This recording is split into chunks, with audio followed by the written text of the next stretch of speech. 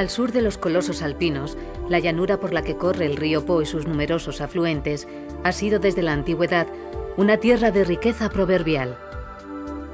La fertilidad del suelo y el cruce de las vías de comunicación, desde las calzadas romanas al propio río Po, que comunicaba las tierras del norte con el Adriático, hicieron crecer el comercio y dejaron penetrar las ideas.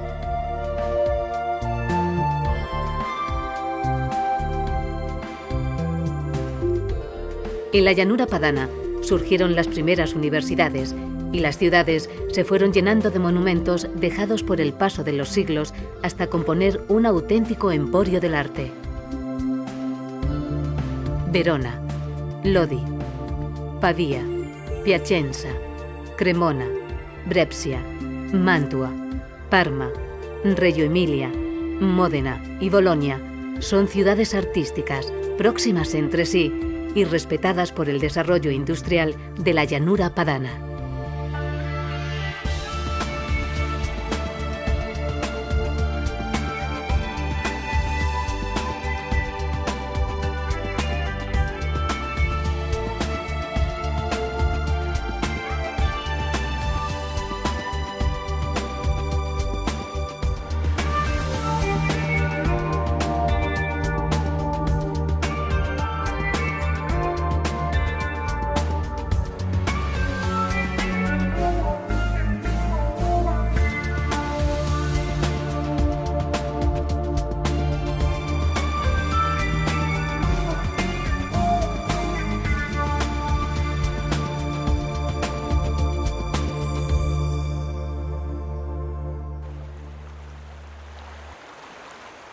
Verona, la ciudad amurallada, conserva un casco medieval tan perfecto que parece que por ella lo único que pasa y se transforma es el agua del río Adige.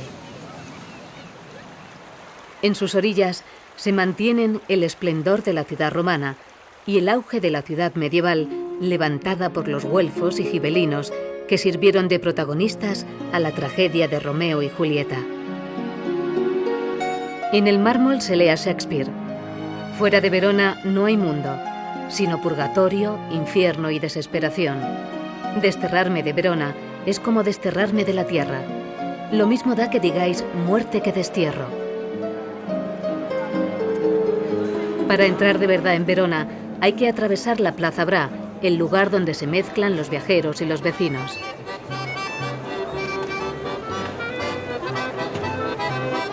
Sus palacios y sus cafés forman ese listone, donde los veroneses se dejan ver mientras miran la variada tipología de forasteros que se dirigen al anfiteatro romano, a la Arena.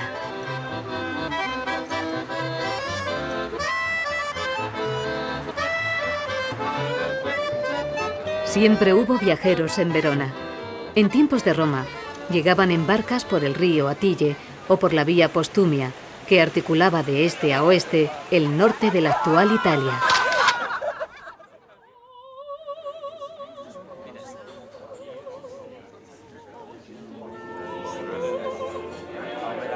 Cuando Goethe visitó Verona en 1786, quedó impresionado del grado de conservación del anfiteatro y escribió: «Un anfiteatro se construye para que el pueblo se impresione de sí mismo y se ría de sí mismo». Impresiones y risas que no han cesado desde que fue construido en las postrimerías del siglo I hasta la actualidad, cuando los 25.000 asientos de la Arena siguen ocupados por el público del festival de ópera más famoso de Italia.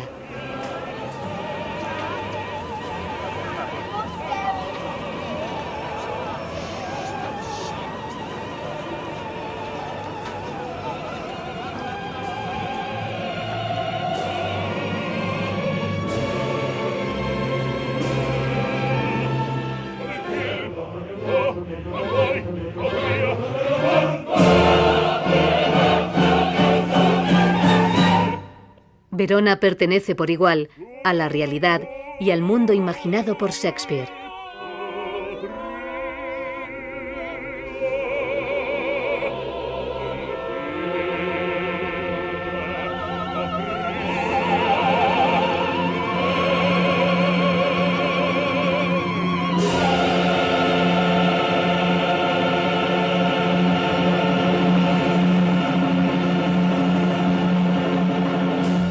Los guías explican que estamos en la plaza de Erbe, el corazón de la ciudad medieval, levantado sobre una parte del foro romano, el lugar donde se ha celebrado el mercado desde hace más de 2000 años. La plaza sigue siendo el gran salón de Verona, el lugar donde se recibe a las visitas y donde se conversa entre obras de arte como los frescos alegóricos de la Casa Mazzanti o la fuente de Madonna Verona, símbolo de la ciudad. El León de San Marcos recuerda que Verona estuvo bajo el influjo de Venecia desde los primeros años del siglo XV. A pocos metros, la casa de Giulietta Capuletti despierta la emoción de los viajeros que escriben el nombre de su amor, realizan grafitis y se someten a la sesión fotográfica repitiendo el ritual de tocar el pecho de la desdichada amante para contentar a Cupido. Bajo el célebre balcón se debe recordar que la ficción se extrajo de un hecho real que fue recogido en varios escritos, hasta que Shakespeare decidió tomar su argumento y apropiarse de la ambientación para crear la más universal tragedia amorosa. Pero los veroneses parecen recordar más a Dante, que vivió con ellos 13 años, que a Shakespeare, que les ha traído tantos enamorados.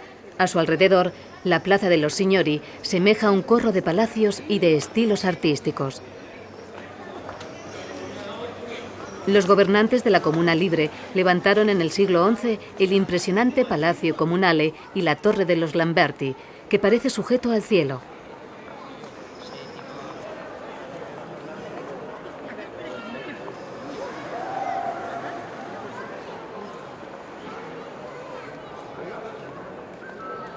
Los mausoleos góticos de la familia Scaligeri acentúan el ambiente romántico del casco histórico. Los monumentos funerarios fueron ordenados como un campamento, con los guerreros de piedra que vigilan el sueño eterno de sus señores. Por la senda de la evocación surge la Verona de Romeo y Julieta, plagada de soberbios palacios y grandes templos. Son la imagen del auge que vivía Europa. Las hambrunas habían quedado atrás. Se desarrollaba el comercio, la población crecía y las ciudades de la Italia septentrional se enriquecían y se agrandaban. Llegaron las nuevas ideas y el estilo gótico para levantar Santa Anastasia, el mayor espacio sagrado de la ciudad.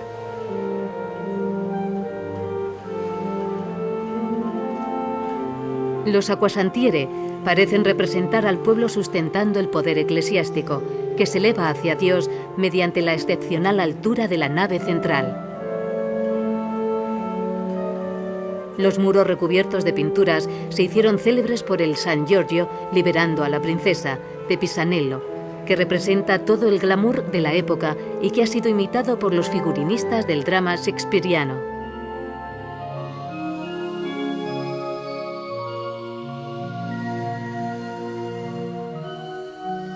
La imaginación popular ha atribuido a Romeo Montesco el palacio de la Vía Cavaletto.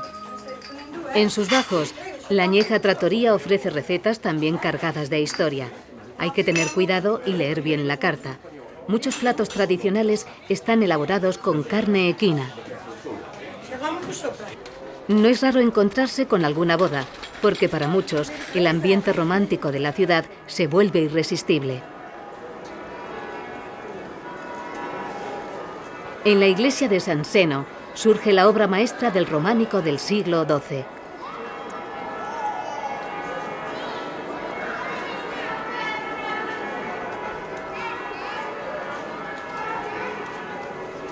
A ambos lados del pórtico, los bajorrelieves mezclan escenas de las Santas Escrituras con imágenes caballerescas. El estamento guerrero se funde con el eclesiástico.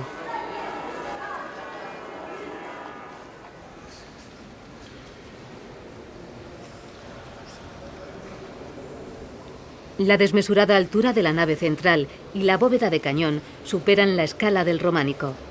Delatan que las técnicas arquitectónicas dejadas por los antiguos romanos habían sido celosamente guardadas por los maestros canteros.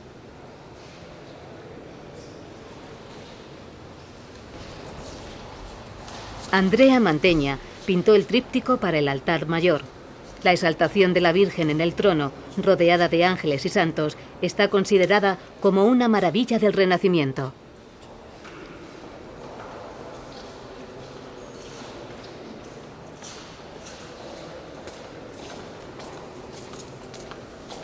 El bosque de columnas de la cripta custodia la reliquia de San Seno, el patrono de Verona, el humilde pescador venerado en una época en la que se luchaba por regresar al cristianismo primitivo, ensalzándose la pobreza frente a los excesos del clero. Desde el claustro se aprecia el juego de líneas paralelas del románico lombardo, con la elegante alternancia geométrica del mármol y del ladrillo rojo. La moda de las monumentales puertas de bronce impuestas por los romanos se mantuvo durante la Edad Media. Las de San Seno están consideradas como obras maestras que aportan la novedad técnica de las placas fundizas por separado. Con ellas se explicaban al pueblo los episodios de la Biblia y los milagros de San Seno. El tiempo, el gran destructor, ha salvado a Verona y a sus 3 cercos de murallas. El último estaba reforzado por un complejo articulado de edificios defensivos que formaban el Castelvecchio. Intramuros está instalado el Museo Cívico, con la colección de pinturas de autores veroneses y de los que tuvieron un importante influjo en el Véneto.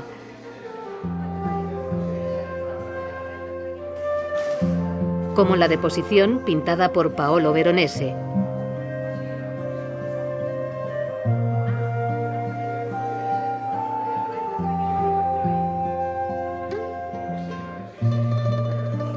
La Madonna della Quaglia, atribuida a Pisanello.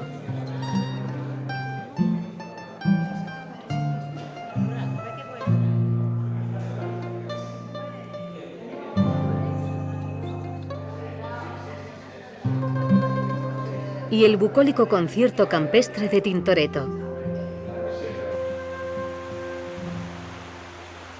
Las construcciones defensivas se prolongan hasta el puente Scalillero, un ejemplo único de puente fortificado construido en ladrillo. Pasa el agua del Adige, pero la historia permanece en la piel de Verona. De nuevo nos encontramos ante unos restos romanos, los del Arco dei Gavi.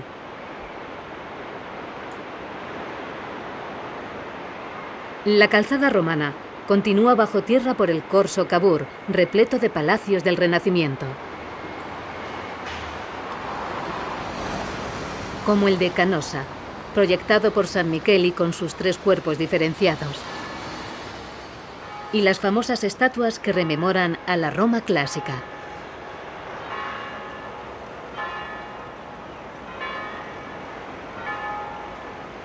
El Corso Cavour se erigió en centro de la vida cortesana durante el mandato de Venecia. La armonía que emana de Verona surge al fundirse la ciudad romana, la medieval y la renacentista. Reconocida por la UNESCO como Patrimonio de la Humanidad, va camino de convertirse en una ciudad museo, la 4ª más visitada de Italia.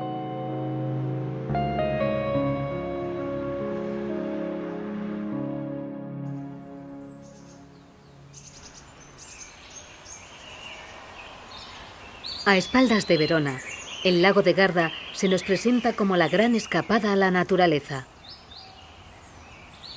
Veleros, bicicletas y caminatas sirven para explorar este sorprendente lago de origen glaciar que alcanza los 346 metros de profundidad y está rodeado de una vegetación meridional gracias al cálido microclima de la zona. Pronto descubrimos que el lago de Garda tiene una fisonomía dual. Las zonas más alejadas del agua viven del cultivo de plantas meridionales como los limoneros, extraños en estas latitudes. A orillas del lago encontramos los pequeños puertos que antaño eran de pescadores y que en las últimas décadas se dedican al descanso y la diversión de numerosos viajeros, en especial de alemanes que encuentran aquí un sucedáneo del Mediterráneo. A bordo de los decimonónicos barcos se van descubriendo las orillas dedicadas al placer y al descanso. La oriental y más escarpada, que pertenece al Véneto. La septentrional con forma de fiordo al Trentino. Y la occidental, repleta de playas y de turismo, a la Lombardía. Las 3 regiones han dejado su huella específica, pero el lago de Garda tiene una personalidad propia, un duende que las supera. Al llegar a Sirmione, nos recibe el castillo del siglo XIII.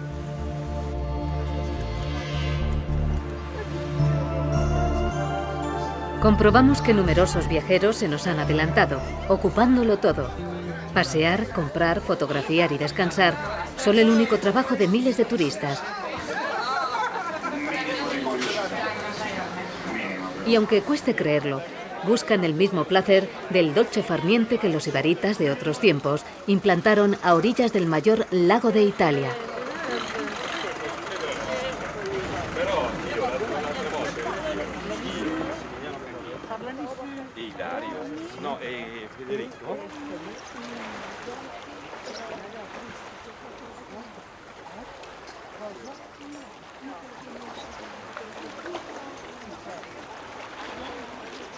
La playa acaricia Sirmione y marca el camino hacia parajes más ocultos, frecuentados por numerosos famosos.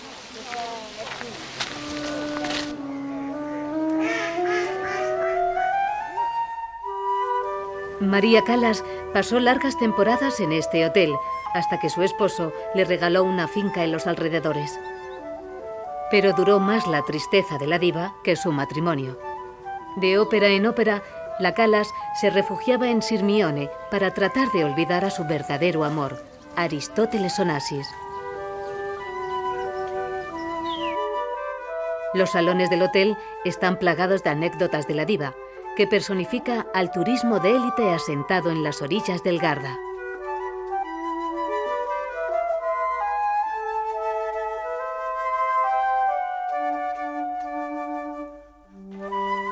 Otros famosos disfrutaban de las grandes villas del lago, como Churchill, que escribió sus memorias en la villa Guarrieni, o el poeta D'Annunzio, cuya original mansión está convertida en museo.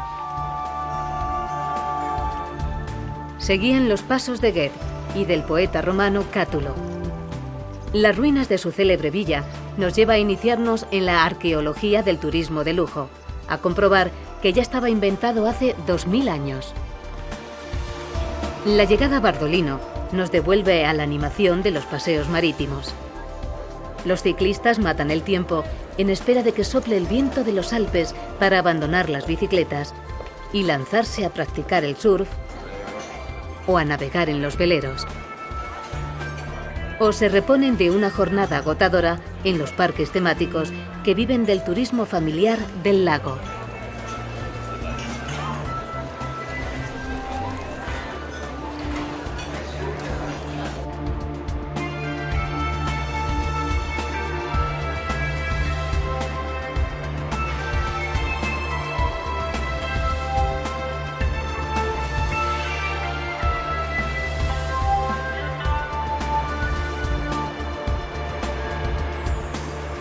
La red de pequeños castillos que protegían los puertos servía para vigilar el paso de mercancías y de peregrinos. La historia y el arte se equilibran con la naturaleza, la práctica de los deportes y la hostelería de lujo, para lograr una síntesis del concepto de ocio de la vieja Europa que se niega a morir.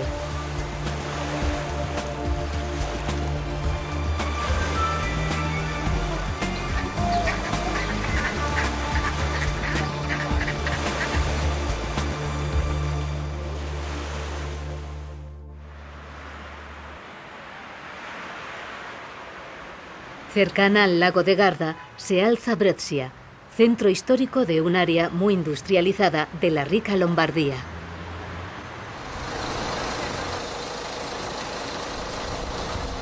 Elegimos la bicicleta para recorrer su casco antiguo, escrupulosamente respetado por la arquitectura moderna.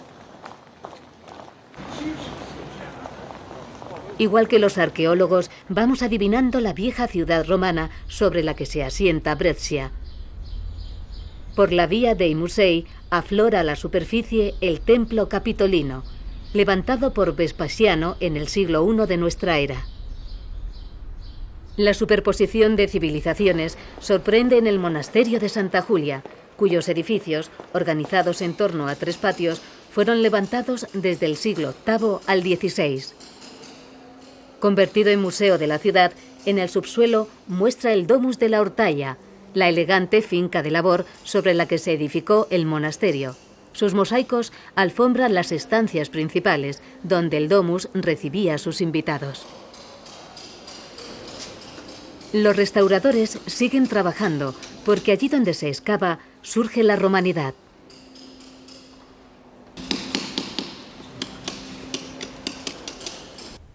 El museo recoge las esculturas y los elementos arqueológicos de los principales edificios civiles y religiosos de la romana Brixia.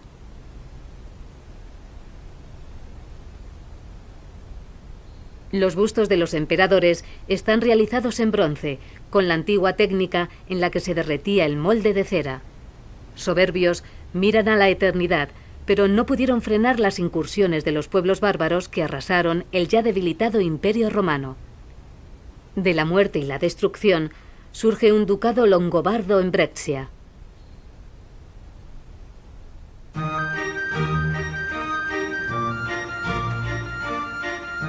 El laberinto de corredores del monasterio nos lleva a la iglesia de Santa Julia, obra de un renacimiento desbordado que cubría con frescos todos los muros, adelantando el horror al vacío que más tarde desarrollaría el barroco.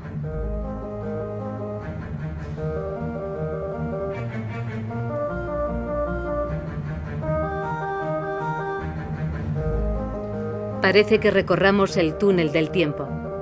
La próxima salida nos lleva al siglo XII, a la cripta destinada a albergar las reliquias de Santa Julia.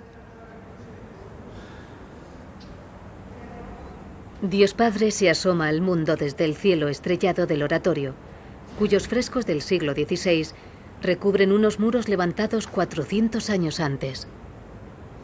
Bajo la cúpula se expone la obra maestra del tesoro longobardo, la cruz del rey Desiderio, repleta de piedras preciosas y camafeos romanos, como el de la emperatriz Gala Placidia y sus hijos.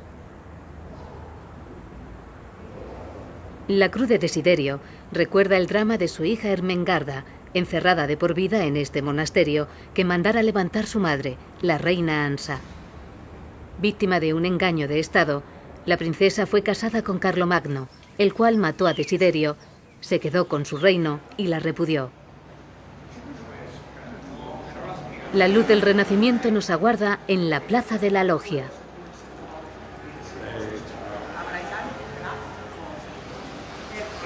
Cuando fue levantado el Palacio Municipal, Brepsia vivía el pleno apogeo del poder civil, por lo que encargó el proyecto a dos genios de la arquitectura de los siglos XV y XVI, Sansovino y Palladio.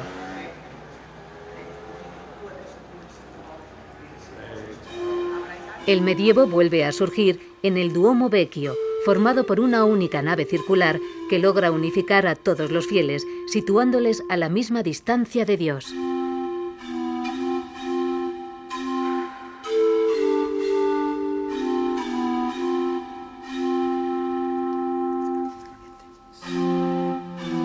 Levantado en el siglo XI, consiguió salvarse del espíritu constructor del siglo XVII, que en vez de derruirlo, construyó a su lado el Duomo Nuevo.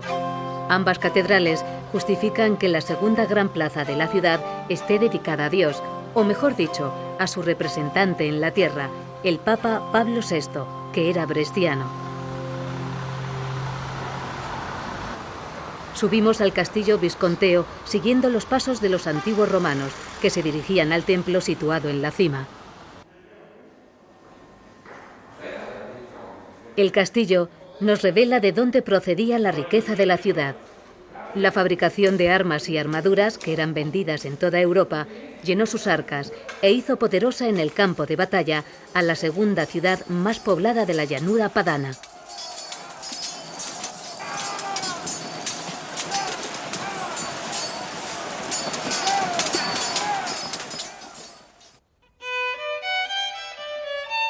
No todos los monumentos que encontramos en las ciudades del arte de la llanura padana son de piedra.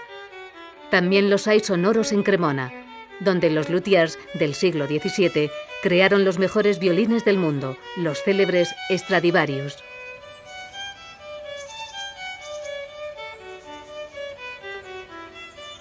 Cercana a Pavía, Cremona tiene el privilegio de alzarse a orillas del río Po.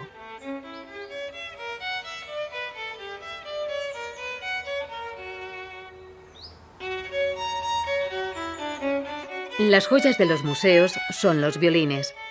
En el Museo Cívico se muestra la colección de Stradivarius realizados desde 1644 a 1737 por los grandes maestros, en especial Antonio Stradivari y Giuseppe Guarneri del Gesù. Cada día se abren las vitrinas para que el maestro violinista los haga vibrar con la interpretación de alguna pieza y así prolongar la magia de su resonancia. La tradición de los luthiers procede de Andrea Amati, el padre de los violines, que trabajó en la Cremona del siglo XVI. En la actualidad, la fabricación artesanal permanece viva. Los luthiers tienen abierto su taller en el casco antiguo. En la Escuela Internacional de Luthiers, Stefano Conia nos comenta. Noi a Cremona gli strumenti lo facciamo ancora con la tradizione. En Cremona los instrumentos los hacemos ahora siguiendo una tradición heredada de Stradivari, los mismos materiales, la madera de abeto y de arce y otros accesorios. Toda la elaboración, la escultura de la tabla armónica en el fondo, están hechos con la gubia y el cepillo. Por último se hace el limado. In fondo, in ultimo, la rasiera. E l'anima del violino non viene incollato nello strumento. El alma del violín no está encolada al instrumento, sino perfectamente encastrada y entra en el foro armónico. Para esto utilizamos un hierro que se llama el hierro del alma. El alma va encastrada dentro del violín perfectamente.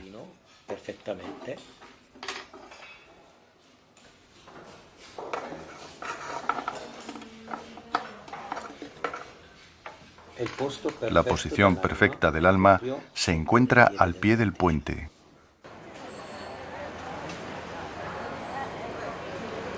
El casco medieval de Cremona se aprieta en torno al torrazzo, el desmesurado campanile de la catedral, que los cremoneses catalogan como el más alto de Italia, por sus 111 metros.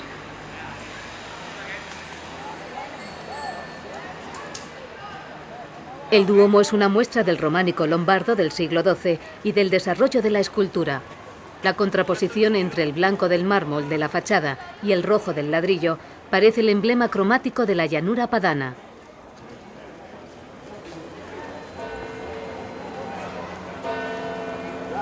La plaza del Comune pertenece por igual a la iglesia y al poder comunal. Su originalidad no encuentra rival entre las plazas medievales del norte de Italia.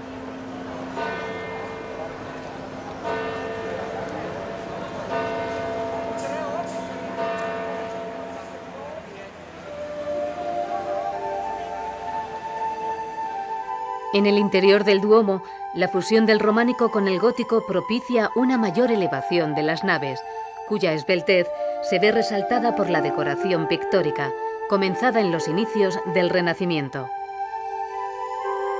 Los episodios del Nuevo Testamento adquieren una calidad plástica y una expresividad en el movimiento que crearon una escuela pictórica propia, la de Cremona.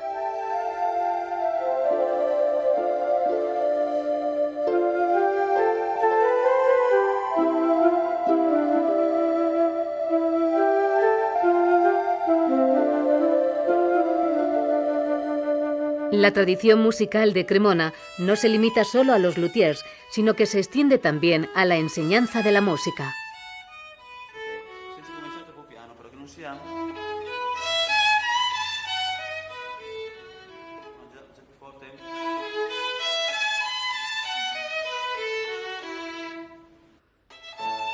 Para los grandes intérpretes se realizó el teatro Ponchielli, auténtico escenario histórico del ámbito musical cremonés.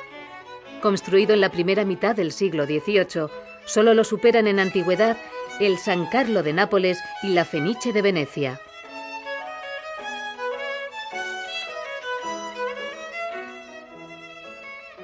Cremona tiene su propio sonido, el de los violines de los numerosos alumnos que acuden de todo el mundo.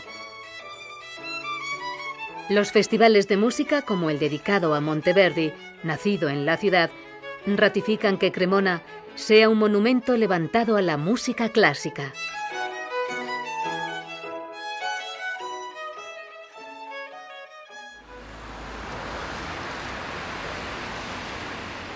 El denso tráfico nos acompaña en cuanto dejamos los centros históricos de las ciudades del arte y nos acercamos a las zonas industriales que hacen rica a la llanura padana. Pavía está acostumbrada al ir y venir de los viajeros. Los caminos procedentes de la Europa del Norte y el río Tesino, a punto de desembocar en el Po, llevaban hasta Pavía a los peregrinos que veneraban el sepulcro de San Agustín y seguían camino hacia los santos lugares durante toda la Edad Media. Buscamos el ambiente estudiantil. Su célebre universidad ha logrado que Pavía sea una ciudad dedicada al estudio, en tanto que la cercana Milán se ocupa de asuntos menos teóricos. La estatua del emperador Teodorico simboliza el carácter real de la ciudad. La iglesia de San Michele representa el summa artis del románico pavés. Comenzó siendo una capilla palatina de los longobardos durante el siglo VII y siguió como lugar de coronación de los reyes. Incluso Federico I Barbarroja, en lucha con el Papa, fue aquí coronado.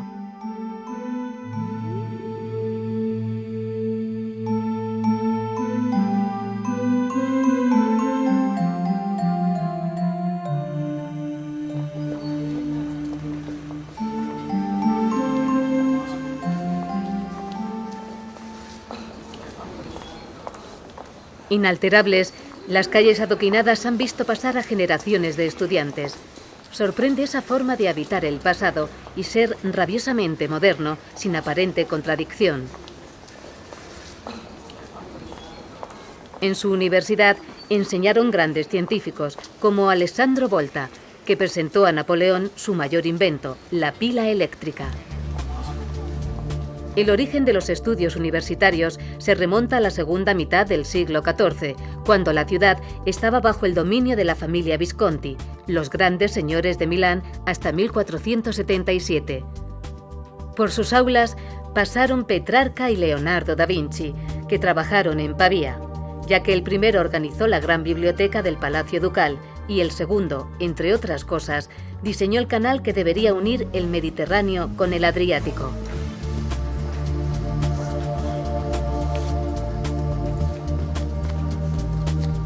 La estatua del Papa Pío V se enfrenta al Colegio Mayor Ghislieri, que él fundó para albergar a los mejores estudiantes. En la actualidad, las notas de sus alumnos siguen siendo de vértigo. La élite universitaria contó con otro gran colegio mayor fundado por San Carlos Borromeo. Ambos colegios se crearon después de la batalla de Pavía, cuando las tropas del emperador Carlos V derrotaron al ejército francés de Francisco I, al que hicieron prisionero. La carretera que lleva hasta la Cartuja atraviesa a lo largo de 8 kilómetros la tierra que antaño ocupara el Parque Visconteo, donde tuvo lugar la célebre batalla. Todos los grandes artistas de la Lombardía trabajaron para levantar a Gian Galeazzo Visconti su descomunal mausoleo, que comparte con Ludovico el Moro y Beatrice de Este. El sabio mecenazgo, el poder y la riqueza de los Visconti se inmortalizaron en la fachada más bella del Renacimiento lombardo.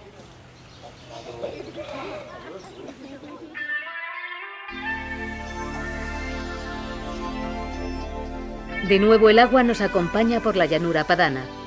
Desde el lago de Garda, el río Mincio conduce el agua de los deshielos alpinos hacia el Po, dando lugar a un cinturón acuático en torno a Mantua, rodeada por 3 lagos. La riqueza de la tierra que rodea Mantua la convierte en la cabeza de una importante zona agrícola, muy apegada a la tradición. Desde tiempos de los romanos se pusieron en práctica las técnicas agrarias más avanzadas. Virgilio nació a las afueras de Mantua. La ciudad recuerda con un monumento al poeta épico que inmortalizó los encantos de la vida rural y con un festival literario que anualmente reúne a escritores llegados de todos los rincones del planeta.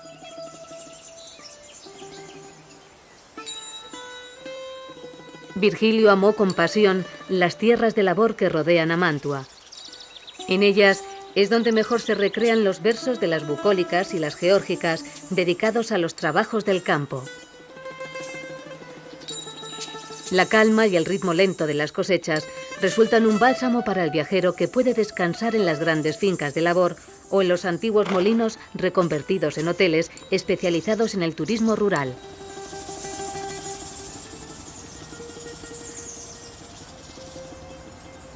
Un palacio de los Gonzaga, corte virgiliana, se ha especializado en la fabricación de los 3 pilares gastronómicos del agroturismo: el salami, el vino espumoso frisante y el queso parmesano.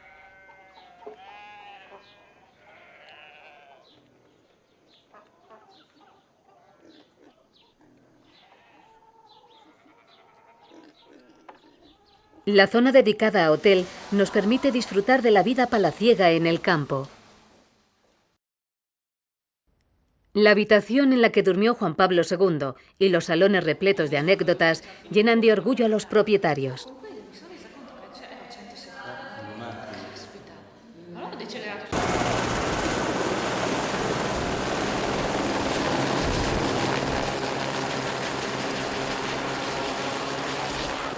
Recorremos una campiña donde los romanos trazaron una compleja red de canales de riego que fue completada por los campesinos medievales.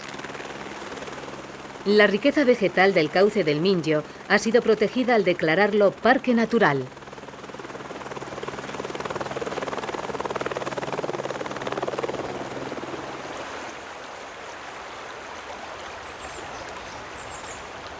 Hablamos con Arturo Tomirotti, coordinador de los guardias del parque. El parque es uno de los más grandes en cuanto a la diversidad de flora y fauna. Realizamos la educación ambiental en la escuela y tenemos un grupo que trabaja enseñando a los niños a respetar la naturaleza.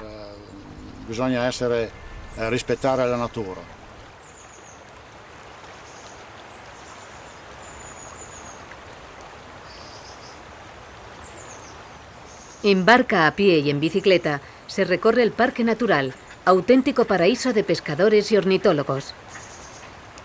El complejo sistema lacustre deja zonas de tierra firme donde se alzan las fincas de labor y los edificios religiosos.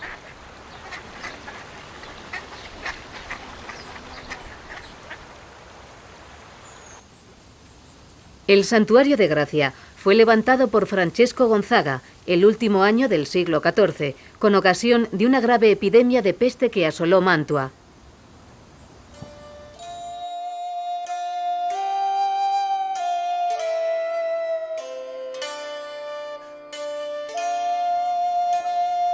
Desde príncipes a humildes campesinos muestran sus exvotos con la forma de las bolas blancas que salen en el cuerpo de los apestados.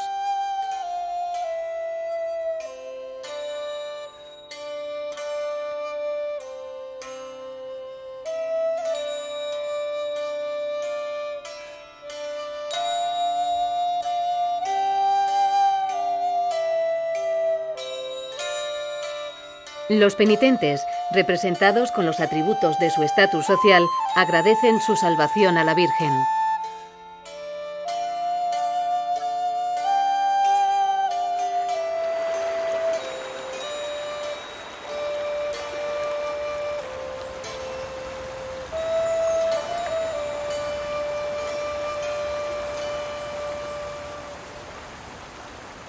De regreso a Mantua, la imagen de la ciudad medieval nos maravilla con el estallido del Renacimiento que en ella se produjo. 3 plazas porticadas articulan el centro artístico. Misteriosamente, también son 3 mujeres y 3 siglos los que resumen el esplendor mantuano. Matilde de Canosa en el siglo XII, Isabela de Este en pleno señorío de los Gonzaga y María Teresa de Austria en el siglo XVIII. La rotonda de San Lorenzo, del siglo XI, inspirada en los templos de Tierra Santa, y el palacio medieval de la Regione, abren el paso por las obras maestras de 3 periodos artísticos.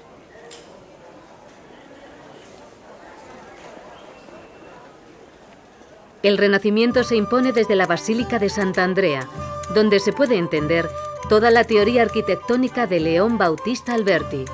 Hace 600 años, el gran teórico de la arquitectura del Renacimiento planificó la basílica con un profundo conocimiento del juego de las luces y las sombras y la implantación de los cánones de la antigüedad clásica, siguiendo los cálculos matemáticos perfectos.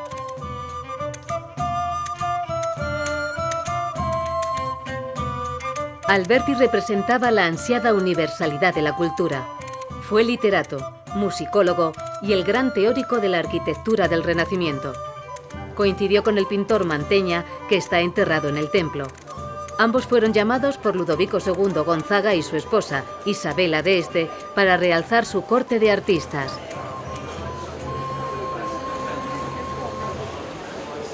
Los soportales nos conducen hasta la Plaza Sordello, el núcleo originario de Mantua, donde las grandes familias levantaron sus palacios junto al de los Gonzaga.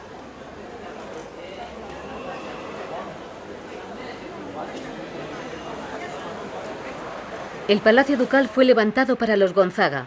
Considerado la mayor estructura palaciega de Europa, sus edificios se fueron añadiendo durante los 400 años en que la familia se mantuvo en el poder, hasta convertirse en la dinastía más longeva. La señoría trajo a los grandes artistas para crear una ciudad dentro de otra ciudad, un complejo monumental de 34.000 metros cuadrados y 500 salas. Tanta belleza abierta al visitante, sin embargo, fue negada a nuestras cámaras. Tal proliferación artística no le fue suficiente a Federico II Gonzaga, que se hizo construir una villa de descanso a las afueras, el Palacio T.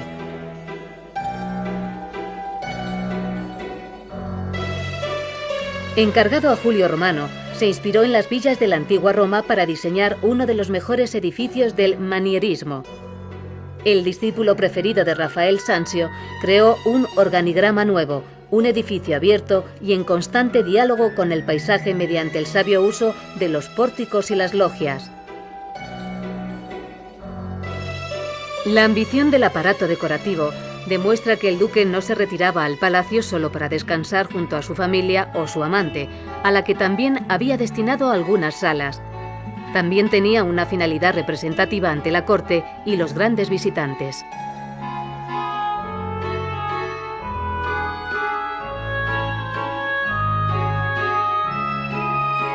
Federico II Gonzaga recibió a Carlos V y le regaló el mejor de sus corceles.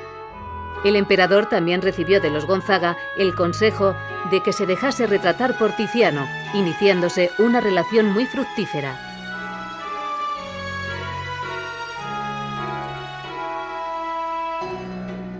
Cuando los Gonzaga tuvieron que vender su pinacoteca, del Palacio Ducal salieron 3.500 obras que fueron compradas por los Windsor, repartiéndose con posterioridad por los grandes museos europeos, incluido el Prado.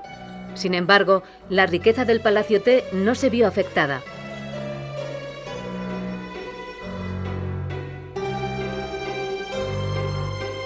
Las continuas fiestas de los Gonzaga llevaron a Verdi a elegir Mantua como la ciudad de su ópera Rigoletto.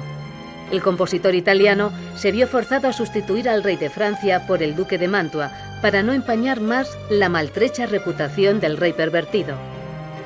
Injustamente, la corte más culta y sibarita cargó con la culpa de la degeneración del poder absoluto.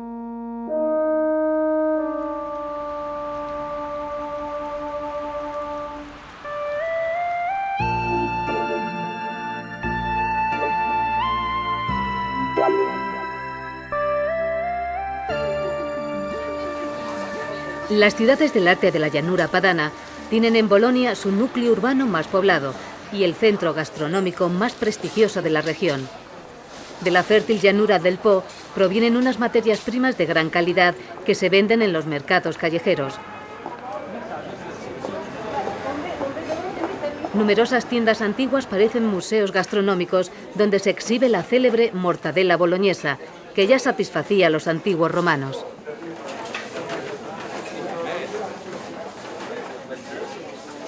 Los vinos de la región y los quesos son solo adelantos de lo que espera a los gourmets. Comer en Bolonia es la gran diversión. Cada vez es más frecuente que los talleres artesanales de pasta reciban a los viajeros, como el de Alexandra Spini. Comenzamos preparando la mezcla para la pasta. Solo huevos y harina para tener un buen resultado final y no un resultado escaso.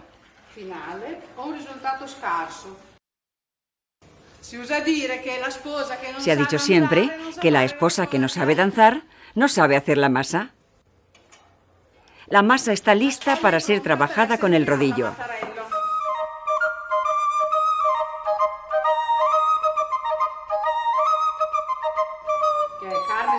El relleno contiene carne de ternera, jamón crudo, mortadela y parmesano en partes iguales. Condimentado con mostaza, sal y pimienta. Es el plato de las fiestas, de las bodas, cumpleaños y bautizos. Pequeño, agradecido y bueno.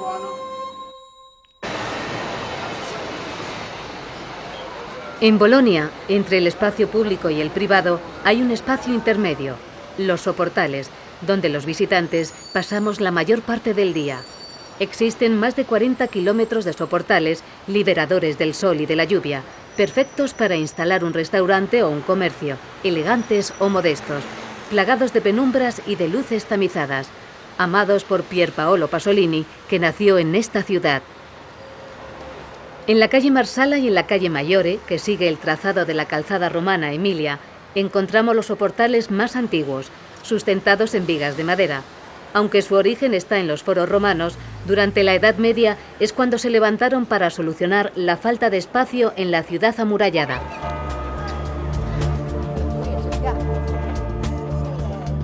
Los soportales también servían para alojar a una población flotante y bulliciosa que acudía al conjunto de templos de San Estéfano, a los mercados y a la universidad.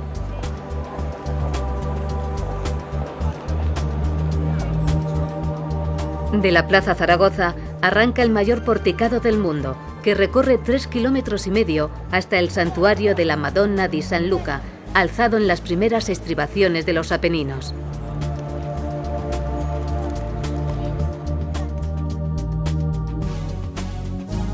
Los peregrinos llegan bajo los soportales hasta el actual santuario levantado en el siglo XVIII sobre el medieval.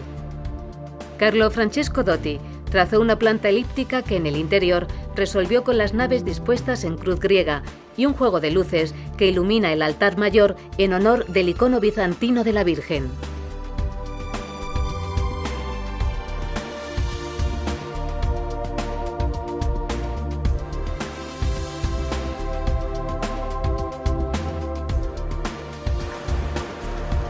La torre inclinada de Garisenda y la de Asinelli, que alcanzan los 100 metros de altura, son las sobrevivientes de las 200 torres nobiliarias que llegó a tener la ciudad en el siglo XII. Su finalidad era demostrar el poderío de sus dueños y servir de refugio en las continuas luchas entre los güelfos, partidarios de mantener la autonomía municipal, y los gibelinos, partidarios del emperador.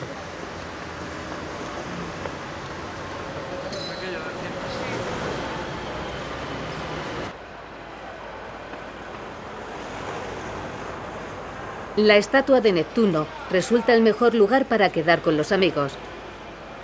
El dios del mar fue esculpido por Juan de Bolonia en pleno Renacimiento, cuando nadie se asustaba de la desnudez. En tiempos menos permisivos se le impusieron unos calzones de bronce. No en balde, en la ciudad nacieron 3 futuros papas.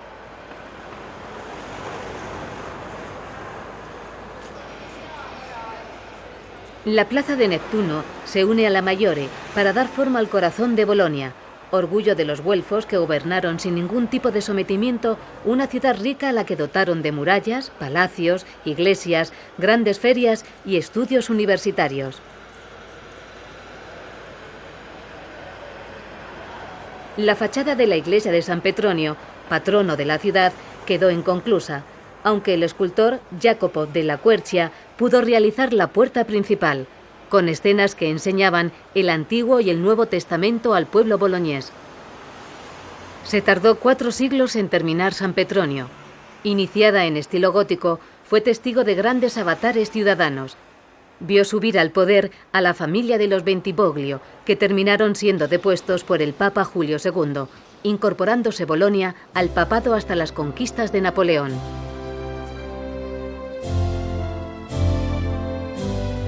Aunque en el proyecto inicial San Petronio era más grande que San Pedro de Roma, el papado no lo consintió, quedando sin construir los brazos laterales.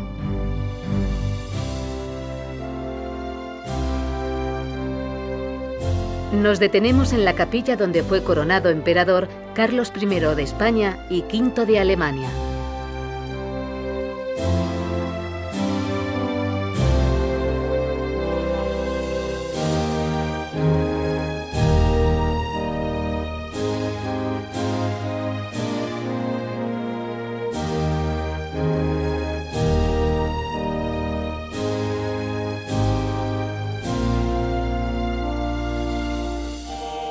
La serenidad del claustro nos permite recordar que la ciudad acogió a las órdenes mendicantes y su movimiento reformador, que basado en la pobreza transformaría la Iglesia del siglo XIII.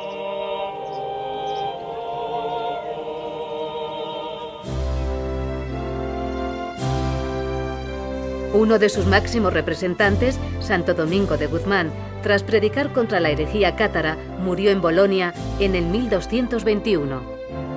La devoción de los boloñeses al santo español les hizo erigir una de las iglesias mayores de Italia. Desde su atrio, los glosari, los profesores de la universidad, impartían sus lecciones.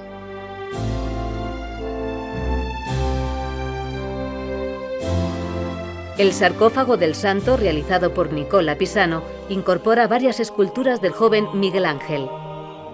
Las capillas aparecen repletas de obras de arte como Los esponsales místicos de Santa Catalina, pintado por Filippo Lippi.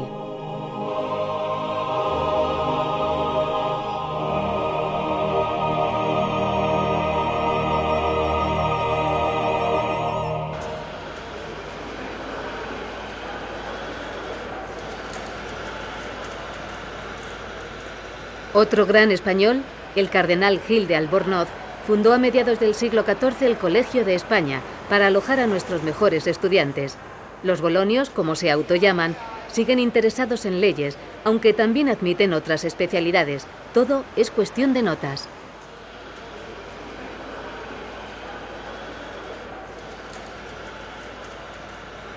Mientras los guerreros se batían en armas, en Bolonia se comerciaba y se estudiaba, alcanzándose el mayor logro cultural con la fundación de la universidad. En el siglo XI, Bolonia ya era famosa por sus enseñanzas de derecho romano, que sirvieron para apuntalar jurídicamente al poder laico, enfrentado al eclesiástico. En sus comienzos, la universidad era entendida como una espontánea asociación de estudiantes y maestros. Su modelo organizativo sirvió para la fundación de otras muchas universidades. En la segunda mitad del siglo XVI, el delegado papal ordenó la construcción del Archigimnasio para albergar la universidad. De sus salas, la conocida como Teatro Anatómico, fue célebre por ser de los pocos lugares del mundo donde se podían realizar disecciones de cadáveres.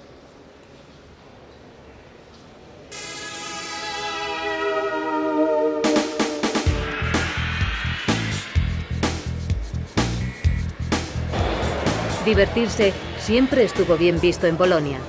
En torno a la universidad, los restaurantes bohemios y los locales de copas están siempre llenos de jóvenes.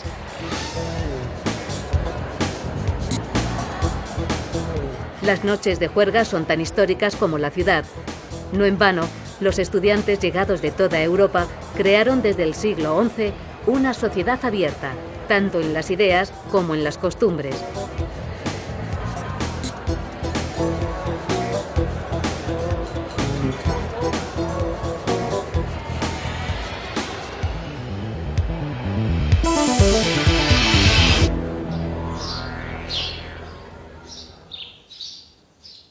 Bolonia, la docta, simboliza el auge artístico de la llanura padana.